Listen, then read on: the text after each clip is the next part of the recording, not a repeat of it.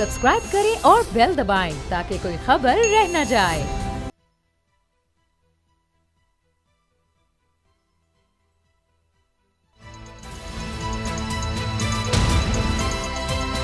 अब पता चला। बिस्मिल्लाहिर्रहमानिर्रहीम, अस्सलाम वालेकुम। मैं हूं मोहम्मद उसामा गाजी और आप देख रहे हैं अब पता चला। खबर यह है कि निगरान काबीना ने बिजली के बिलों की किस्तों में वसूली की मंजूरी दे दी है, मगर हकीकत यह है कि आवाम को रिलीफ देना मुश्किल ही नहीं नामुमकिन है। जब बात हो हुक्मरानों की, अशराफिया की, अफसरशाही की, तो फिर एक दिन में कानून साजी भी हो जाती है। मगर बिजली के बिलों से तंग आवाम को रिलीफ देने के लिए 3 दिन से इजलास पर इजलास हो रहे हैं, मगर फैसला करना मुश्किल हुआ है। सच यह है कि हुकूमत के पास आवाम को देने के लिए कुछ नहीं। काबीना ने बिलों की किस्तों में वसूली की मंजूरी तो दे दी है, मगर ये काबिल अमल नहीं लगती। इस महीने के बिल की कितनी किस्तों में अदायगी होगी, अगले महीने के बिल को कैसे एडजस्ट किया जाएगा। दूसरा, इस मंजूरी की कोई हैसियत नहीं, क्योंकि हतमी मंजूरी IMF ही दे सकता है। ज़रा के मुताबिक बिजली के बिलों में टैक्सेशन में कमी IMF को इतिमाद ने लिए बिना की ही नहीं जा सकती। अगर टैक्सेशन में कमी की गई तो यह IMF मुआहदे की खिलाफ वर्जी होगी, जिसका तस्वुर भी नहीं किया जा सकता। दूसरा, IMF मुआहदे के तहत दिसंबर तक सेमाही एडजस्टमेंट की मद में 4.37 रुपए मजीद फी यूनिट महंगा होगा, जबकि कल PPA में अहम समात है जिसमें बिजली मजीद 2 रुपए 7 पैसे फी यूनिट महंगी होने का इम्कान है। पेट्रोल भी 12 रुपए महंगा होने की खबरें हैं। अगर ऐसा हुआ तो फिर महंगाई का जो तूफान आएगा, इससे मुतासिर होने वाले लोगों का गुस्सा बहुत कुछ बहा कर ले जा सकता है। निगरानों के लिए निगरानी परेशानी का नाम बन गई है, और ऐसी परेशानियों का सामना चेयरमैन PTI को भी है, जिनकी एक केस में रिहाई हुई है तो दूसरे केस में गिरफ्तारी भी हो गई है। तोशाखाना केस का फैसला क्या है और साइफर केस कितना मजबूत है, इसी से आगाज करेंगे। आज हमें ज्वाइन करें याहिया फरीद साहब, माहिर कानून है, और सैयद मुजम्मिल शाह रोजाना से। याहिया फरीद साहब, पहले ये फरमाइएगा कि मैं देख रहा था कि राजा मिरबाज साहब, वो भी सीनियर एडवोकेट हैं, उन्होंने इस बारे में ट्वीट ये किया है कि मुल्जिम का अदालत के सामने या जज के सामने पेश होना लाजमी है उसके रिमांड के लिए। तो अब ये सवाल उठाया जा रहा है कि पता नहीं चला कि कब ये रिमांड हो सका साइफर केस में, और क्या ये चीज़ वाकई ज़रूरी है, इसके बगैर क्या रिमांड दिया जा सकता है? इसके बारे में आपकी क्या राय है?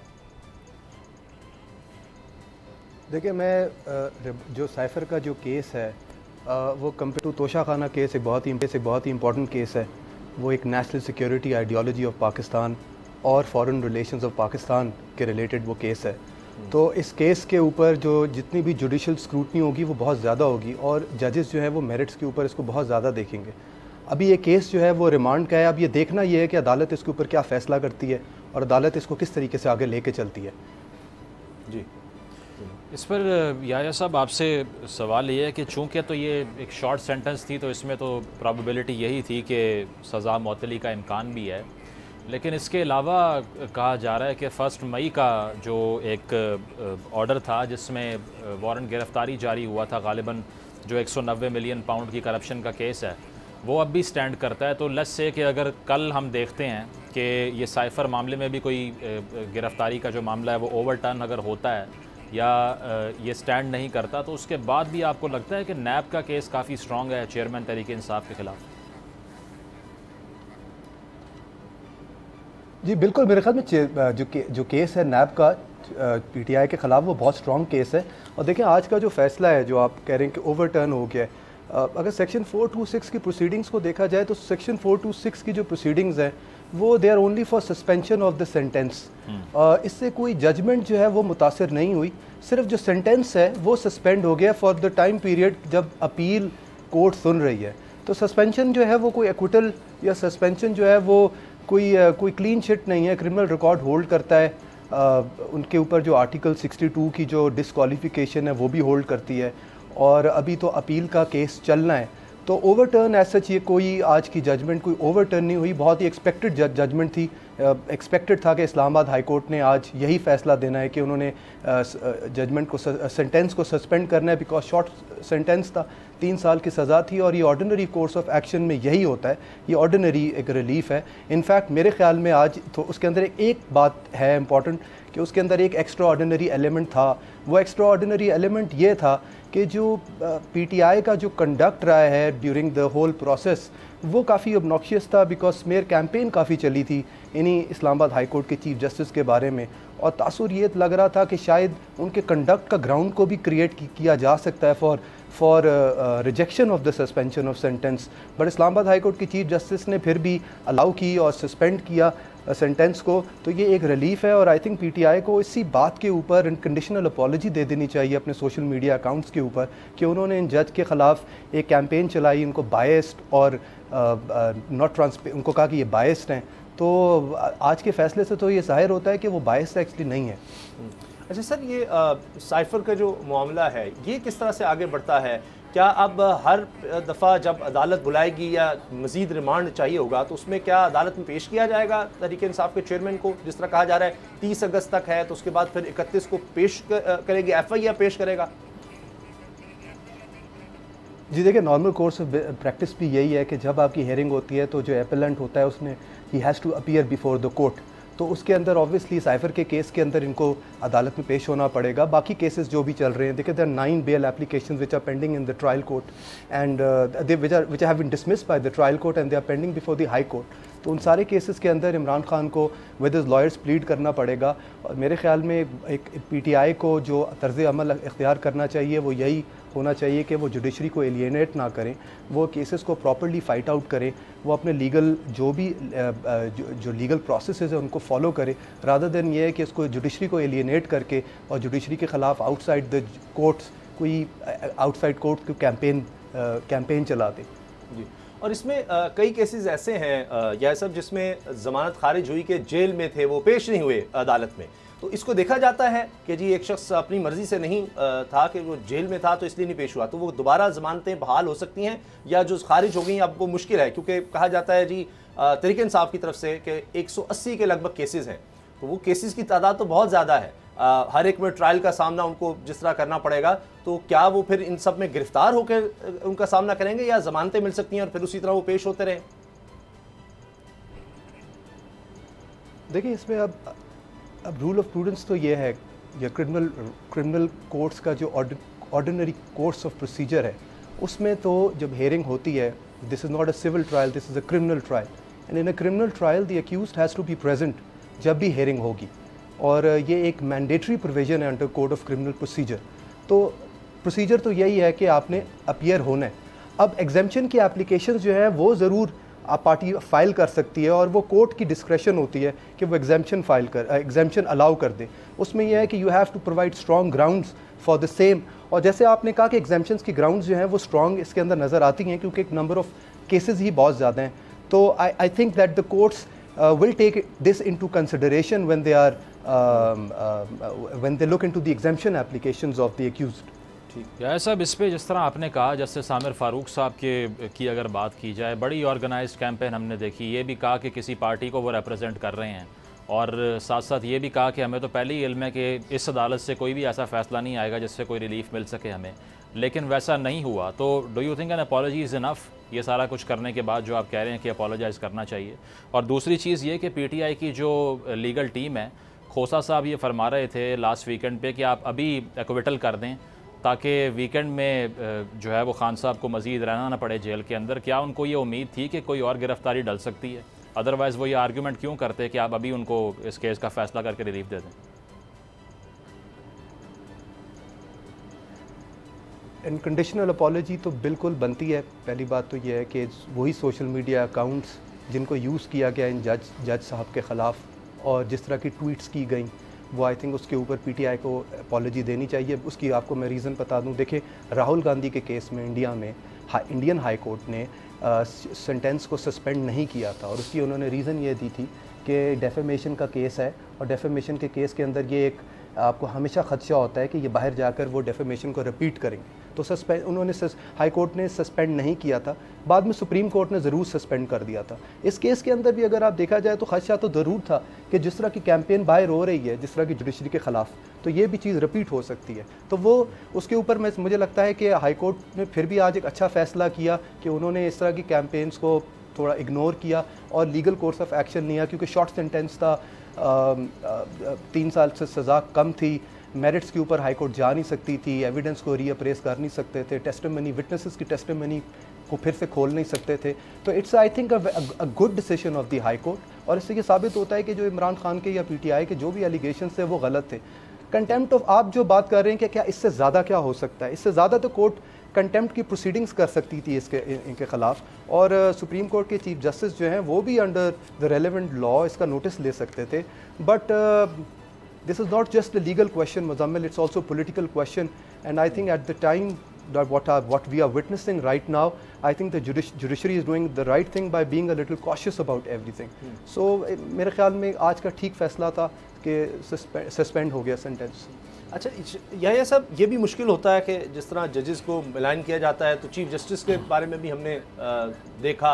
पहले जब वोट ऑफ नो कॉन्फिडेंस वाला मामला था तब ज़ाहिर है कि उस वक्त तहरीक इंसाफ की तरफ से था, हमने ओवरसीज़ भी देखा। फिर उसके बाद जो केसेस लगे जहाँ कहीं लगा कि जी इमरान खान को रिलीफ मिल रहा है तो ईमानदार जजेस का हमने देखा। अभी शहबाज शरीफ साहब फॉर्मर प्राइम मिनिस्टर हैं, वो लिखते हैं जी लाडले की सज़ा मुअत्तल हुई, ख़त्म नहीं हुई, चीफ जस्टिस का गुड टू सी यू और विशिंग यू गुड लक का पैगाम इस्लामाबाद हाई कोर्ट तक पहुँच गया। फैसला आने से पहले ही सबको पता हो कि फैसला क्या होगा, तो ये निज़ाम अदल के लिए हमें फिक्रिया। यानी वो तनकीद तो चीफ जस्टिस से स्टार्ट होती है, जब वहाँ कुछ नहीं होता तो फिर लोअर जुडिशरी तो लोअर जुडिशरी है, तो चीफ जस्टिस के खिलाफ तो आज भी ये कैंपेन हो रही है।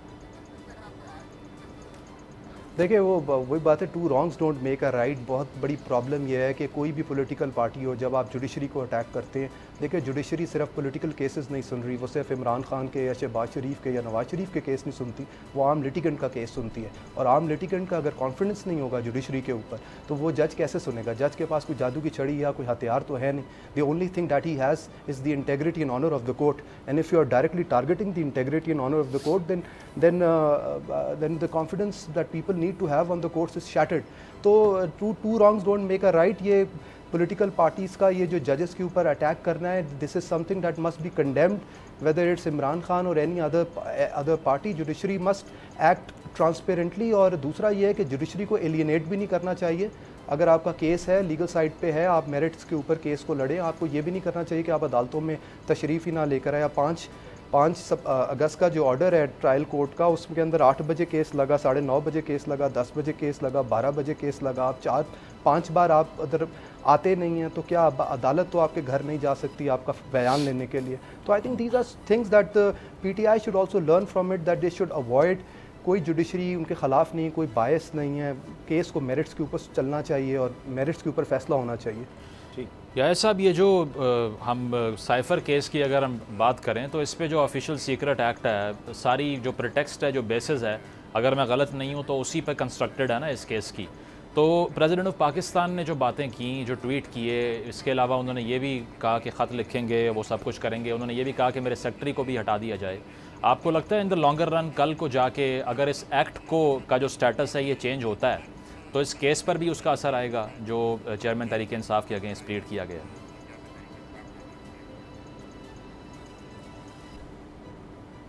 देखिए, जो सब्सटेंटिव प्रोविजंस होती हैं कानून की, उनका रेट्रोस्पेक्टिव इफेक्ट नहीं होता।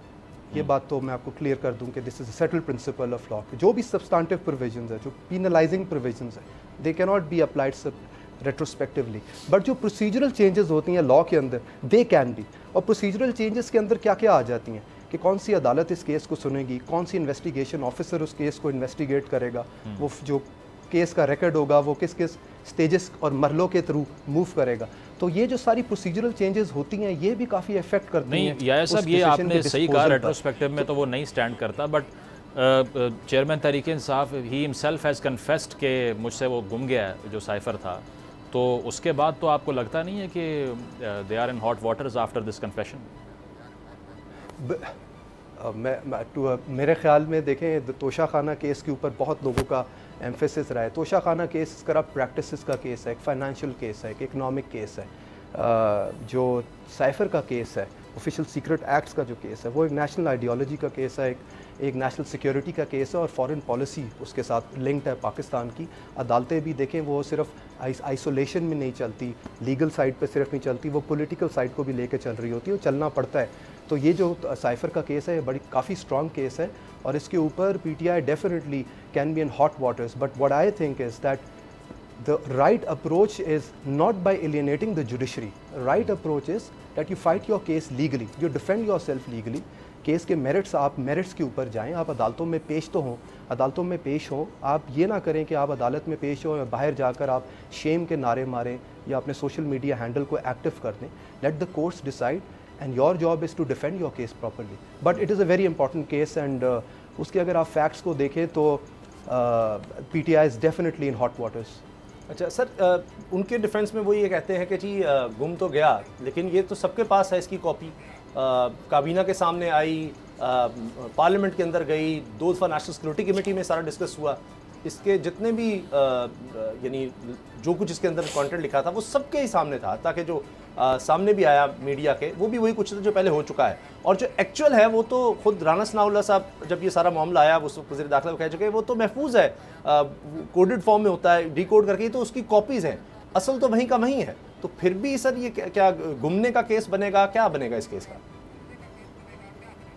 नहीं सर, देखिए ऑफिशियल सीक्रेट एक्ट जो है वो सिर्फ ये नहीं कहता कि वो सर्टिफाइड डॉक्यूमेंट इटसेल्फ, उसमें वो वर्ड यूज़ करता है contents of the document. Important तो उसके कंटेंट है ना, इंपॉर्टेंट वो खाली पीस ऑफ पेपर तो नहीं है, उस पीस ऑफ पेपर की वैल्यू तो नहीं है। इंपॉर्टेंट थिंग इसके वो जो कंटेंट है उससे आपकी नेशनल सिक्योरिटी, आपकी फॉरेन पॉलिसी सारी उस पर लिंक्ड है। और ऑफिशियल सीक्रेट एक्ट जो है वो वर्ड यूज़ करता है कि अगर आप उसकी जो कंटेंट्स है उसको लीक कर देते हैं और अगर आप मतलब उसको अनऑथराइज उसका यूज़ करते हैं, तो ये तो कोई आर्ग्यूमेंट जो है वो सस्टेनेबल नहीं है in the eyes of law के। वो पेपर तो मैंने नहीं सिर्फ निकाला, मैंने तो उसके खाली कंटेंट्स पब्लिक को लीक किए हैं, तो I don't think that is a sustainable argument before any. याया साहब, इस पर जो शाह महमूद कुरैशी साहब के अगेंस्ट हम केस देख रहे हैं, उन्होंने जलसे में खड़े होकर कह दिया था कि खान साहब ये अब आपकी अमानत है, आप जानें और आवाम जाने। तो आपको लगता है कि उनके अगेंस्ट जो पिच किया जा रहा है इस मामले को, उनका भी इससे एस्केप बहुत मुश्किल है, इस तरह की फुटेजेस के बाद जो सर्कुलेट कर रही हैं? बिल्कुल शाह महमूद कुरैशी साहब, देखिए आप मैं जिस तरह मैं आपको कह रहा हूँ कि ऑफिशियल सीक्रेट एक्ट्स के अंदर जो केस है वो एक डिफरेंट नौइयत का केस है कंपेयर टू तोशा खाना या बाकी करप्ट प्रैक्टिसेस के केस।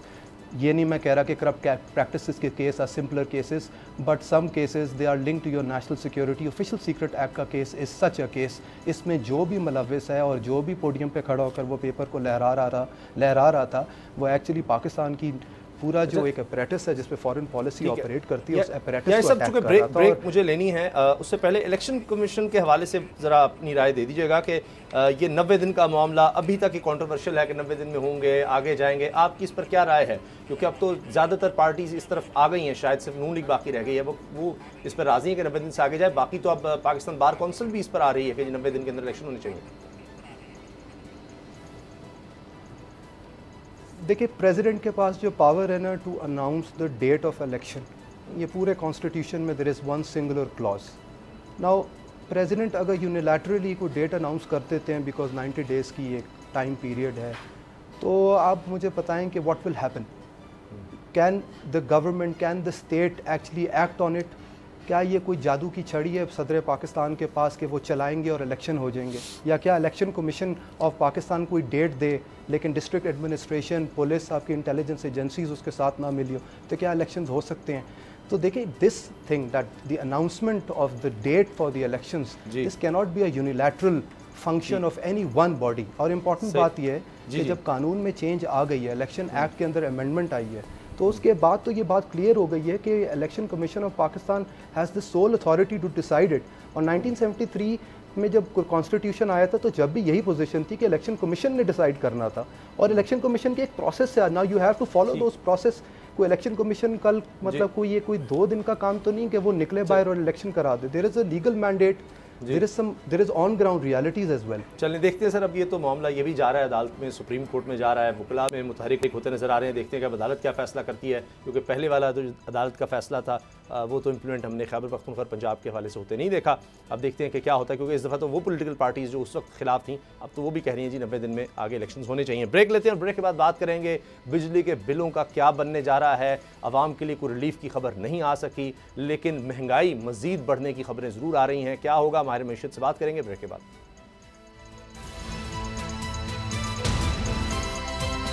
अब पता चला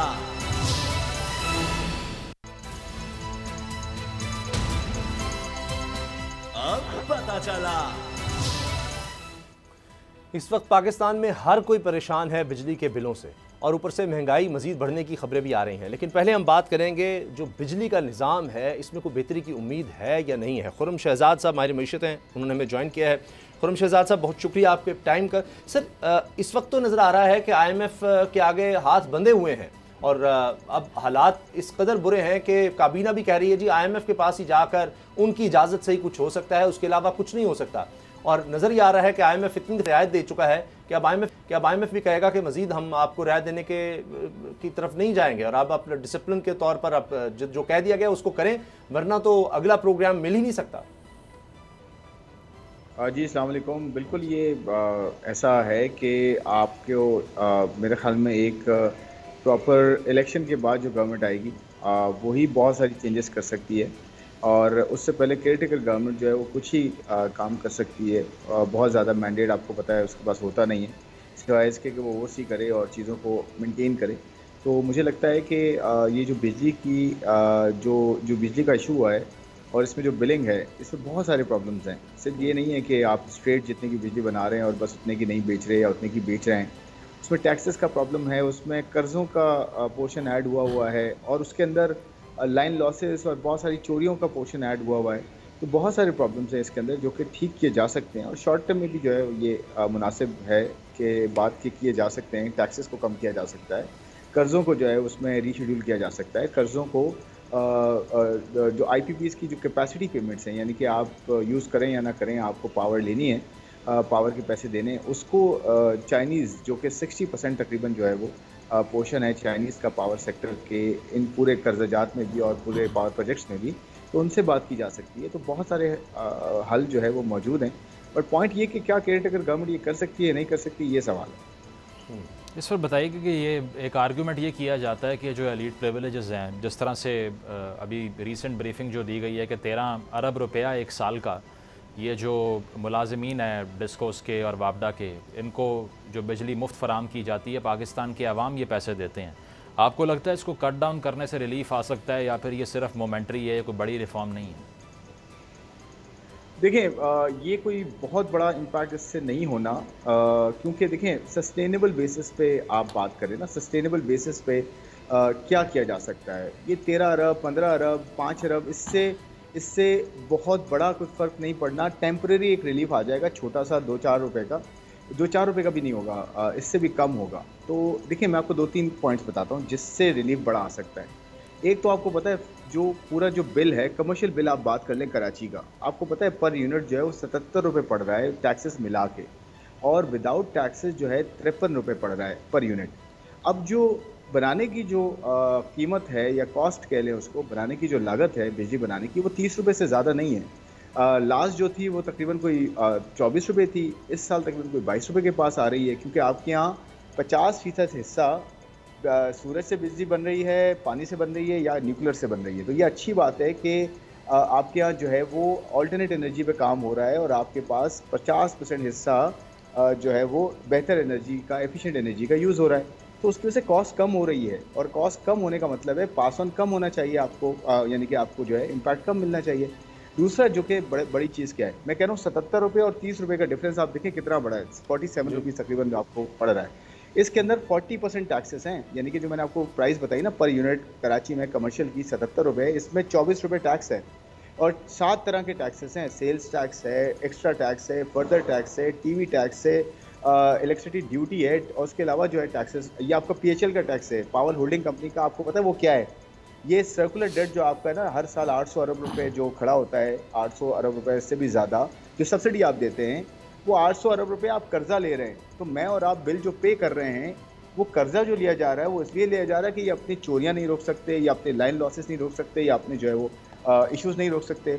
वो फिर कर्जा लेके हम जो ऑलरेडी बिल पे कर रहे हैं हमसे ही निकाला जा रहा है। तो भाई उस कर्जे को आप गवर्नमेंट पब्लिक सेक्टर का डेट का हिस्सा बना लेना आप, तो यहाँ से आपको 7 रुपये का फ़र्क पड़ेगा, 7 रुपये का यहाँ पे फ़र्क पड़ेगा। 40% टैक्सेस को कम करें आप, तो वहाँ कम से कम आपको 10 रुपये का फ़र्क पड़ेगा। तो आप इस तरह करके 20 से 22 रुपये बचा सकते हैं, यानी कि 77 रुपये की कॉस्ट आपकी 50 पे आ सकती है। फिर अपनी लॉसेस कम करें, 520 अरब के लॉसेस हुए इस मरतबा, उसको कम करें तो कम से कम आपको 6-7 रुपये तो वहाँ बच सकते हैं। कैपेसिटी पेमेंट्स जो आप चाइनीज़ के साथ करते हैं कि जी आप बिजली जो है बनाएं या ना बनाएं आपको लेनी पड़ेगी, वो आप रीनिगोशिएट करें और 10 साल की जगह 30 साल पे उसको रीपेमेंट डाल दें। आपको पता है 17 रुपये का फ़र्क पड़ेगा उससे, 17 रुपये का। तो सब कुछ किया जा सकता है अगर एक बिल हो और एक आप लग के प्रायोरिटी पे काम करें, आवाम को रिलीफ दिया जा सकता है। सही। खुर्रम शहजाद साहब, बड़ी ज़बरदस्त आपकी तजावीज़ है। लेकिन अब मसला ये आता है कि टैक्स अगर ये कम करते हैं तो हमें तो FBR ज़ीरो नज़र आता है। FBR के लिए तो बड़ा आसान है, पेट्रोल से टैक्स आ जाता है, बिजली से टैक्स आ जाता है, घर बैठे हुए हैं, दफातर बैठे हुए हैं, AC में लगे हुए हैं और बड़ा ज़बरदस्त काम है जी। वो जाकर लोगों से डायरेक्ट टैक्स क्यों नहीं लेते फिर उमरा से? जब तक वो नहीं लेंगे तो FBR तो कहेगा जी हम तो टैक्स ही कलेक्ट नहीं कर सके, जितनी हमारी टैक्स कलेक्शन है उसमें तो हम कर्ज ही नहीं अदा कर सकते। तो उनके लिए तो आसान है कि अगर बिजली से टैक्स अगर वो माफ़ कर देंगे, वो तो PTV वाला टैक्स नहीं छोड़ रहे, तो बाकी टैक्स कहाँ से छोड़ेंगे? दूसरा सर ये कि हम जैसे जैसे बिजली महंगी करते चले गए, अभी आपने जिस तरह फरमाया 520 अरब रुपए जिसमें लाइन लॉसेस टैक्स, ये बिजली चोरी वगैरह, पिछले 1 साल में जिस तरह से बिजली की कीमत बढ़ी है, चोरी भी उसी तरह बढ़ती चली गई है। तो ये तो एक अजीब हमें नज़र आ रहा है कि बिजली की कीमत आप बढ़ा रहे हैं ताकि जनाब जो हमारे लॉसेज हैं 2500 अरब रुपया और वो भी बढ़ रहा है, वो हम कर सकें। ये तो उल्टा अब चोरी ज़्यादा हो गई तो नुकसान वहाँ भी हो रहा है। ये तो दोनों तरह से यानी दो धारी तलवार चल गई है। बड़ा अच्छे आपके 2 हिस्से हैं सवाल के। एक सवाल ये है कि टैक्सेस क्यों नहीं कलेक्ट हो रहे और कहाँ से कलेक्ट हो सकते हैं। दूसरा ये कि जी प्राइस बढ़ाने से तो चोरियाँ बढ़ जाती हैं। पहले सवाल का जवाब मैं ये देता हूँ आपको कि देखिए मैंने आपको बताया ना 60 टैक्सेस हैं, 40% बनता है टोटल बिल का। 7 टैक्सेस हैं, 7 टैक्सेस को आप सिर्फ कम करें और एक सेल्स टैक्स लगाएं, वो सारी प्रोडक्ट पे होना चाहिए। स्टैंडर्ड कंजम्पशन टैक्स होता है, वो सारी प्रोडक्ट पे होना चाहिए। 17% या 18% है, मैं तो कहता हूँ उसको भी कम करें, लेकिन चलें उसको अभी आप एक तरफ कर दें। 18% आप सेल्स टैक्स लगाएं, बाकी सारे टैक्सेस हटा दें। 30% का फ़र्क यहाँ पड़ेगा और वो कहाँ से पूरा करें? देखिए आपको प्रॉब्लम ये है कि IMF को ऑनबोर्ड लेना पड़ेगा, क्योंकि IMF प्रोग्राम में आप हैं। तो आप IMF के आगे ये तजवीज़ रखें कि देखें जी हम 6-7 एरियाज़ हैं जो टैक्स या तो कम देते हैं या देते ही नहीं हैं, हम वहाँ से टैक्स इकट्ठा करते हैं। अब मैं बताता हूँ कौन से एरियाज़ हैं और हम बात करते हैं, कोई नए एरियाज़ नहीं हैं। देखिए wholesale, retail and trade 20% economy का 1% टैक्स देता है। एग्रीकल्चर जो है 23% इकॉनमी का 1% टैक्स देता है। तो मैंने आपको बताया 45% हिस्सा इकॉनमी का सिर्फ 2% टैक्स दे रहा है, तो वहाँ टैक्स लगाएं या बढ़ाएं या लें ना उनसे। तीसरा हिस्सा है ट्रांसपोर्ट का, कमर्शियल का। मैं गुड्स ट्रांसपोर्ट की बात नहीं कर रहा, कमर्शियल का। बसेस चलती हैं, ये सारे होते हैं, इनमें टैक्स जो है एक ट्रांसपोर्टर जो है हार्डली 2 लाख रुपए टैक्स देता है पूरे साल का। एक रफ एस्टिमेट्स हैं, तो क्यों नहीं वहाँ से टैक्स मिलता? फिर रियल स्टेट से आप एक्चुअल वैल्यू पे टैक्स क्यों नहीं लगाते? क्यों आप जो है लोअर वैल्यू पे टैक्स लगाते और वो इकट्ठा भी वैसा नहीं करते? फिर प्रोफेशनल्स हैं, डॉक्टर्स हैं, इंजीनियर्स हैं, आर्किटेक्ट्स हैं, फैशन डिज़ाइनर्स हैं, ब्यूटी सैलून्स हैं, इनसे छोटा टैक्स लें, लेकिन लें ज़रूर, कम टैक्स लें, इनकम टैक्स पे लें आप, ताकि सारे टैक्स नेट में आ जाएं। फिर अंडर इन्वॉइसिंग आपको पता है जितनी होती है उससे हमारा टैक्स लॉस कितना होता है? 500 अरब रुपए का टैक्स लॉस होता है अंडर इन्वॉइसिंग से सिर्फ पाकिस्तान में। तो ये सारे टैक्सेस अगर मैं मिला लूँ ना तो 1.8 ट्रिलियन रुपीज़ के टैक्सेस बनते हैं, 1800 अरब रुपया। आप इसका 50% ले लें, 50% पे कलेक्ट कर लें, या इवन मैं कहता हूँ 30% ले लें यार, आप 30% कलेक्ट कर लें। आपका ये जो टैक्स है ना बिजली का, जो इनडायरेक्टली आप गलत लेते हैं, ये आप कम कर लें। यहाँ से आप टैक्स ले लें जहाँ से टैक्स मिलता है। यही प्रॉब्लम है कि जहाँ से टैक्स लेना चाहिए वहाँ से नहीं लेते, जहाँ से नहीं लेना चाहिए क्या वहाँ से आपको लगता है सर यही जो बात आप कर रहे हैं बहुत अच्छी बात और यही हल है? ये मुजम्मिल भी मेरे साथी ये कई दफ़ा सवाल उठा चुके हैं, अशराफिया की, अक़वाम मुत्तहिदा की रिपोर्ट्स हैं, मगर ये लिया नहीं जाता, इसलिए कि जो लोग आकर हुकूमत में बैठते हैं वो इन्हीं से ताल्लुक़ रखते हैं, उन्हीं के रिश्तेदार या वो खुद बराह रास्त डायरेक्टली इनडायरेक्टली, तो वो अपने ऊपर टैक्स नहीं लगाना चाहते। आपको लगता है आज जिस तरह लोग सड़कों पर आ गए हैं, अब ये मैनेजेबल है ही नहीं, ये हो ही नहीं सकता। लोग अब बिल नहीं दे पा रहे, नहीं दे, अब जो किस्तें हैं उसमें भी वो किस तरह गुजारा करेंगे? तो क्या ये मजबूर कर देगा या केयरटेकर सेटअप को या हमारी शराफिया को कि वो अपने ऊपर टैक्स लगा लें? आप उम्मीद करते हैं इस चीज़ की? देखें आप एक चीज़ को समझें, केयर टेकर सेटअप का एक लिमिटेड मैंडेट है। प्लीज़ बहुत ज़्यादा एक्सपेक्टेशंस केयर टेकर सेटअप से मत लगाएं ये नहीं कर सकते, उसकी वजह इनका मैंडेट लिमिटेड है। तो आप पुश करें, जो इसके बाद गवर्नमेंट आएगी वो पॉलिटिकल पार्टीज़ आज से तैयारी करें। मुझे पता है आप ये प्रॉब्लम है, इससे बड़ी प्रॉब्लम क्या लगती है? मुझे कर्ज़ों का प्रॉब्लम भी इतना बड़ा नहीं लगता, मुझे एनर्जी का प्रॉब्लम भी इतना बड़ा नहीं लगता। मुझे इससे बड़ा प्रॉब्लम जो रूट कॉज है वो ये लगता है कि जो पॉलिटिकल पार्टीज़ एस्पायर हो रही हैं या एस्पायरेशन में हैं कि जी हम आएंगे इलेक्शन में और इलेक्शन लड़ेंगे और आके चीज़ों को ठीक करेंगे, वो डेप्थ, प्रॉब्लम की डेप्थ को समझ ही नहीं रहे आज, उनकी अंडरस्टैंडिंग ही नहीं है। और दूसरी बात ये अंडरस्टैंडिंग नहीं है और फिर कोई स्ट्रैटेजी नहीं है कि जी हम आएंगे और कितना हम डीप जा चुके प्रॉब्लम में। मेरे लिए ये बड़ा प्रॉब्लम है कि जो डिसीजन मेकर आने जा रहे हैं, जो आगे 6 महीने बाद या जितने भी 3 महीने बाद जो भी इलेक्शन में आएगा, लड़ेगा, आगे आएगा, उसकी प्लानिंग क्या है? वो अब टिपिकल स्टेटस को वाली प्लानिंग के साथ या एक typical as usual planning, business as usual planning के साथ नहीं आ सकता। आप इस बात को प्लीज समझें। और केयर टेकर जो है 2-3 छोटी बड़ी कॉस्मेटिक चेंजेस कर सकती है, इससे बड़ी नहीं करेगी। आप देख लीजिएगा, वो बिलों को आगे कर देगी या फिर थोड़ा सा कहेगी कि जी आप बाद में पे करते हैं और आगे समर में थोड़े नीचे हो जाएंगे बिल्स, वैसे ही जब विंटर्स आएंगे तो आपको देख लीजिएगा कॉस्मेटिक चेंजेस ज्यादा नहीं नजर आएंगे इसमें, क्योंकि वो कर नहीं सकते। खुर्रम साहब ये बताइए, जिस तरह से मिफ्ता इस्माइल साहब ने भी कहा, फिर करंट गवर्नमेंट ने भी कहा कि IMF से पूछे बगैर ये नहीं कुछ तब्दीलियाँ आ सकती। इसके अलावा 200 यूनिट तक के सारिफिन का भी बिल हम कम नहीं कर सकते विदाउट आस्किंग देम। तो इसका मतलब तो यही है कि कोई भी इकनॉमिक डिबेट पाकिस्तान की अथॉरिटीज़ के सामने पिच करना इज़ टोटली फ्यूटाइल, इसका फ़ायदा ही नहीं है। हमें डायरेक्टली फिर MD IMF से मुतालबा करना चाहिए कि आप मेहरबानी कर दें। तो आपको लगता है कि कोई सॉवरेनिटी बची है इकनॉमिक फ्रंट पे हमारे पास, जो हम इन गवर्नमेंट्स को ब्लेम करें कि ये कुछ ठीक नहीं करते? देखिए मुजम्मिल, आपकी योर स्पॉट ऑन, ये आपको IMF के साथ ही बात करनी पड़ेगी। लेकिन देखिए यहाँ पे जो एम्पावर्ड लोग हैं ना, मिसाल के तौर पे अगर फाइनेंस मिनिस्टर हैं, मिनिस्टर साहिबा हैं, वो अगर देखें उनकी एक अच्छी बात क्या है जो अभी जो अपॉइंट हुई है केयर टेकर में, इनकी ना एक बड़ी अच्छी रैपो है MD IMF के साथ, क्योंकि इन्होंने काम किया है IMF के MD के साथ पास्ट में। और आपको पता है जब काम साथ करते हैं तो एक अच्छी रिलेशंस भी बिल्ड होते हैं। और मुझे लगता है कि ये एक बड़ा स्ट्रॉन्ग रोल प्ले कर सकती हैं हमारे 2 रिव्यूज़ में जो आने वाले हैं। सर वैसे हमें डार साहब के बारे में भी यही बताया गया था अनफॉर्चुनेटली।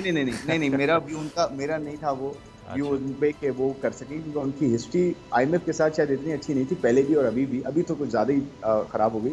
लेकिन मैं ये कह रहा हूँ कि शमशाद अख्तर साहिबा का ये है कि रैपो उनकी इस तरह से है कि उनके हिसाब से ये जो है अपराइट और बहुत ट्रांसपेरेंट और टू द पॉइंट पर्सनालिटी हैं जो कि चीज़ों को कर देंगी, जो इन्होंने हिस्टोरिकली देखा भी, हमने किया भी है। तो मेरे ख्याल में मैं कह रहा हूँ कि जो मैं अभी जो सर्कमस्टांसेस है उसके हिसाब से कह रहा हूँ। मैं ये नहीं कह रहा कि लॉन्ग टर्म में हमारे पास क्या होना चाहिए। मैं ये कह रहा हूँ कि अभी 2 रिव्यूज़ जो आएंगे उसके अंदर शमशाद अख्तर साहिबा अच्छा रोल प्ले कर सकती है। हमारे टारगेट्स पूरे नहीं होंगे, ये मैं आज आपको बता रहा हूँ। टैक्स के टारगेट्स हों, एनर्जी प्राइसेस के टारगेट्स हों, सब्सिडी के टारगेट्स हों, पाकिस्तानी रुपये के टारगेट्स हों, इंटरेस्ट रेट्स के टारगेट्स हों। लेकिन ये हो सकता है कि IMF भी अंडरस्टैंड करेगा कि ठीक है अभी ट्रांजिशन फेज़ है, हमें थोड़ी बहुत छूट देनी चाहिए। और आज मौका है कि ये जाएं IMF के पास, 2 चीज़ें करें। एक जो है ना इमरजेंसी फंड होता है पाकिस्तानी बजट के अंदर 250 अरब रुपए का, वो फंड इसलिए किया जाता है कि कोई ऐसे इश्यूज़ आए, आवाम पे प्रॉब्लम आए या कोई कैटास्ट्रोफी हो तो उस पर आप उसको यूज़ कर सकें। लेकिन IMF से ये बात आप कर सकते हैं, ये 250 अरब रुपये यहाँ पे समहाउ एडजस्ट कर सकें। दूसरी बात, टैक्सेस को कम करके ऑल्टरनेट टैक्स की बात करेंगे तो IMF के लिए प्रॉब्लम ये नहीं है कि जी आप एनर्जी के बिलों में ही टैक्स सारा डालें। वो ये कहता है कि आप अपने फिस्कल यानी कि अपने टैक्स और खर्चों को इनको बैलेंस करें, जो मैं टारगेट आपको दे रहा हूँ उसको पूरा करें। तो आप ये कहें कि जी 300 अरब अगर वहाँ पे मैं लूज़ करता हूँ तो 500 अरब मैं यहाँ से आपको गेन करके दूंगा। ये प्लान देना उसको, ये केयर टेकर गवर्नमेंट कर सकती है। अगर ये कर लेंगे ना तो आई एम श्योर कि पहले रिव्यू में ही आपको एनर्जी प्राइसेस में कुछ ना कुछ रिलीफ मिलेगा। IMF को ऐसा नहीं है कि जी हम रिलीफ ही नहीं दे रहे, लेकिन ये है कि आप प्लान देना उसको, तो ये हो सकता है, पॉसिबल है। वरना तो सर ये सारा ढांचा बैठ रहा है क्योंकि लोग बिल अदा नहीं कर पाएंगे, उससे कैपेसिटी पेमेंट और ज़्यादा होगी क्योंकि कंजम्पशन नहीं होगी। जी हाँ, मैं यही कहना चाह रहा हूँ कि आप बिल्कुल सही कह रहे हैं। प्रॉब्लम क्या है कि जितनी ज़्यादा प्राइस बढ़ाएंगे उतनी चोरियां बढ़ेंगी, उतने ज़्यादा लाइन लॉसेस होंगे, उतना ज़्यादा कंजम्पशन कम होगी। बड़ा इंपॉर्टेंट पॉइंट आपको बता रहा हूँ। कंजम्पशन कम होने का मतलब है, मैं थोड़ा सा आपको टेक्निकली थोड़ा आसान करके समझाता हूँ। देखें, जो नंबर ऑफ यूनिट्स प्रोड्यूस होते हैं ना, जो कैपेसिटी पेमेंट्स है कि जी आप हमें हमारे बिजली अवेलेबल करके दें, जब वो अवेलेबल हो जाती है और आप उसके पैसे दे रहे हैं लेकिन रिसीव नहीं हो रहे क्योंकि कंजम्पशन नहीं हो रही, आपको कंजम्पशन बढ़ानी है। मैं आपको एक और पॉइंट बताता हूँ, जो गैस पे आपने कैप्टिव पावर प्लांट डाले हुए ना, 17 रुपए की बिजली पड़ रही है उन बिजनेसेस को, मॉल्स को, शॉप्स को, उसको आप खत्म करें कि गैस पे आप बिजली नहीं कैप्टिव चलाने देंगे। आप कहें ग्रिड पर आएँ, ग्रिड को सस्ता करें। ग्रिड को सस्ता करेंगे, कंजम्पशन बढ़ेगी, वो कैपेसिटी पेमेंट्स आपकी पूरी होंगी, आपको रिकवरी मिलेगी, आपकी प्राइस पर यूनिट नीचे चली जाएगी। आखिर में ये जरूरी है इंडस्ट्रियलाइजेशन। खुर्रम साहब, ये तो एक हमने एस्पेक्ट डिस्कस किया है इस महंगाई का, और शायद सबसे बड़ा ये है बिजली का, लेकिन सर डॉलर भी कंट्रोल नहीं हो रहा और उसकी वजह से कहा जा रहा है महंगाई की एक और लहर आ रही है। डॉलर ऊपर से ऊपर जा रहा है, ओपन मार्केट में 325 का पता नहीं वो मिल भी रहा है नहीं मिल रहा, और इंटर बैंक में आगे जाता चला जा रहा है। IMF भी शर्त है कि उसमें ज़्यादा फर्क भी नहीं हो सकता, 1.25% का डॉलर ऊपर जा रहा है। अब कहा जा रहा है पेट्रोल 1 सितंबर से जितनी बातें हो रही हैं, कोई 20 रुपये सुना रहा है, कोई 12 रुपये कह रहा है। पेट्रोल मज़ीद महंगा, डॉलर ऊपर जा रहा है तो इंपोर्ट हमारी महंगी होगी, पेट्रोल ही की इंपोर्ट है वो और महंगा। फिर गैस सेक्टर का भी कहा जा रहा है कि कर्जा जो है वो ख़त्म करना है और उसमें कम से कम 55 से 60% इजाफा, ये हम कह चुके हैं, IMF को गारंटी दे चुके हैं। तो ये तो सर अभी ये पहला तूफान, पहला झटका नहीं हम सह सके ये बिजली का, तो भी ये जो डॉलर का आना है इफेक्ट अगले हफ्तों महीनों में, और पेट्रोल का, ये गैस का, ये कौन बर्दाश्त करेगा? बिल्कुल आप सही कह रहे हैं, क्योंकि देखिए जो है ना इस वक्त बहुत ज़्यादा स्ट्रांग हुआ है लोकल मार्केट में, और इसकी बड़ी वजह क्या है? उसकी बड़ी वजह है ओपन मार्केट में डॉलर को खुली छूट देना। यानी कि ओपन मार्केट में आपको पता है, मैं आपको थोड़ा सा एक नंबर शेयर करता हूँ, जो टोटल मार्केट पाकिस्तान में डॉलर की रिक्वायरमेंट है ना, उसका 95% इंटर बैंक में जो है रिक्वायरमेंट होती है, जो कि एक फॉर्मल मार्केट है, जो कि एक डॉक्यूमेंटेड मार्केट है। 95%, यानी कि $100 अगर रिक्वायरमेंट है ना पाकिस्तान की हर रोज़ की, तो $95 जो है वहाँ पे रिक्वायरमेंट है। इंटर बैंक के थ्रू जो ट्रेड होती है, जो वहाँ से रेमिटेंसेस आती हैं, एक्सपोर्ट इंपोर्ट होती है सारी, वो उसका नेट, और सिर्फ 5% जो है ओपन मार्केट में रिक्वायरमेंट है।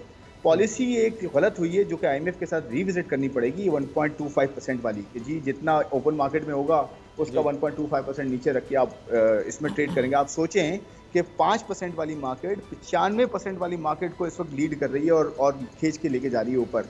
ये नहीं होना चाहिए। आपको गवर्नेंस दिखानी होगी स्टेट बैंक को, जो ओपन मार्केट है, क्योंकि ओपन मार्केट तो एक स्पेकुलेटिव मार्केट हो सकती है, एक इनफॉर्मल मार्केट की तरह है।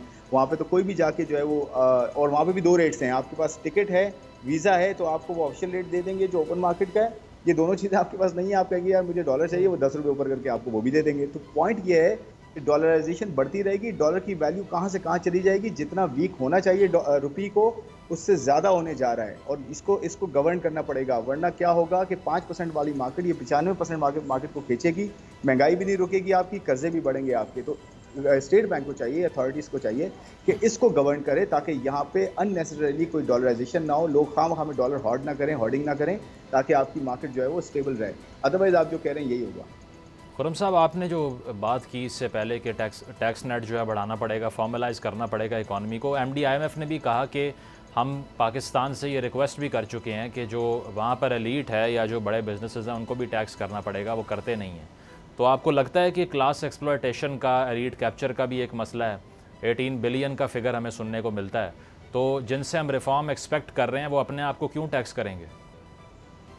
100% ऐसा ही है। उसकी वजह यह है कि आप देखें पार्लियामेंट में कौन लोग आते हैं। पार्लियामेंट में ज़्यादातर वो लोग आते हैं, या तो उनका एग्रीकल्चर का बिज़नेस होता है, या उनकी कोई इंडस्ट्री होती है, या उनका किसी शुगरी बिज़नेस होता है, टोबैको बिज़नेस होता है, या फिर उनका ऐसा बिज़नेस होता है, लैंड का बिज़नेस होता है। तो मेरे ख्याल में ये बिल्कुल सही बात है कि जब आपका बिज़नेस वही है तो आप उस पर पॉलिसी कैसे बना सकते हैं। तो कॉन्फ्लिक्ट ऑफ इंटरेस्ट की ये बहुत जो है क्लासिक एग्जांपल है पाकिस्तान में, और कंट्रीज़ में भी है, लेकिन पाकिस्तान में इस वक्त बहुत एक्सट्रीम पे है कि वो सारे लोग जो कि लॉ मेकिंग में हैं या पॉलिसी बनाते हैं, वो डायरेक्टली उससे इम्पैक्टेड होते हैं। तो डेफिनेटली वो पॉलिसी कैसे बनेगी? इसमें देखें, इसमें ना पॉलिटिकल रिफॉर्म्स या स्ट्रक्चरल रिफॉर्म्स कौन से ज़रूरी हैं, जिसमें लेजिस्लेचर और एग्जीक्यूटिव को अलग करना है। ये अगर हम करेंगे तो ये करेगा कौन? इसमें क्वेश्चन ये ना, it's not about how, who will do it, ये क्वेश्चन है। तो पॉइंट ये कि ये तो स्ट्रक्चरल प्रॉब्लम है, ये जब तक जो है कोई आके इसको क्लियर नहीं करेगा, मेरा नहीं ख्याल कि हम एक्चुअली जो है सही पट्टी पे चल पाएँ। अब देखते हैं कि ये जो जिस तरह से एहतजाज शुरू हो गया है, ये दबाव बढ़ाता है हमारे मुल्क की शराफिया पर कि वो अपने ऊपर टैक्स लगा सकें, और ये गरीबों की फिर मदद हो सके कि उनको ना टैक्स देना पड़े, उन पर ये बोझ ना पड़े। बहुत शुक्रिया खुर्रम शहजाद साहब, आपने वक्त दिया प्रोग्राम देखने का शुक्रिया। इजाज़त दीजिए, अल्लाह हाफ़िज़।